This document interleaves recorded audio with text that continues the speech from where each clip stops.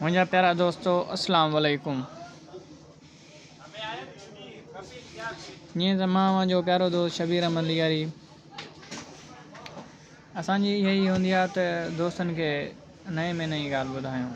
जीअं तव्हांखे हाणे ख़बर हूंदी त PTS में वेकेंसियूं आयूं आहिनि तक़रीबन पूरी सिंध जे लाइ 1000 वेकेंसियूं आयूं आहिनि। इन में अप्लाई करण जे लाइ अव्हांखे फारम वठिणो पवंदो।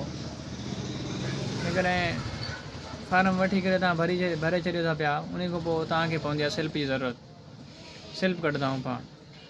कंहिं संगती कंहिं दोस्त खे ख़बर न आहे हुन स्लिप कीअं निकिरंदी, उहो मुंहिंजे यूट्यूब चैनल ते वञी सब्सक्राइब में लिंक मोकिले छॾियां थो। उन लिंक ते वञी करे क्लिक करे उतां स्लिप कढी सघे थो। देर ने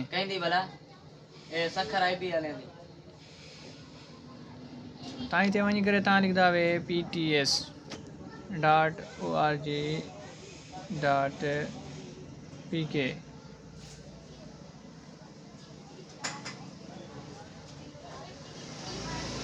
लिखण खां पोइ तव्हांजे अॻियां इहे पेज खुली वेंदो। उन खोलण खां बाद तव्हां वेंदा वे रोल नंबर एंड स्लिप ते। तव्हां वीडियो खे छॾिणो न आहे, वीडियो खे गौर सां ॾिसणो आहे तव्हांखे। जेकॾहिं वीडियो न ॾिसंदा त ख़बर तव्हांखे न लॻी स्लिप कीअं कढंदासीं असां। रोल नंबर ऐं स्लिप ते तव्हां वेंदा वे। हिते वञी करे पंहिंजो NIC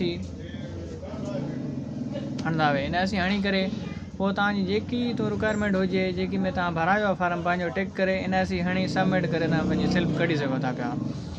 महिरबानी। जेकॾहिं चैनल सां नया आहियो त असांजे चैनल सब्सक्राइब करे छॾियो। असांजी महिरबानी।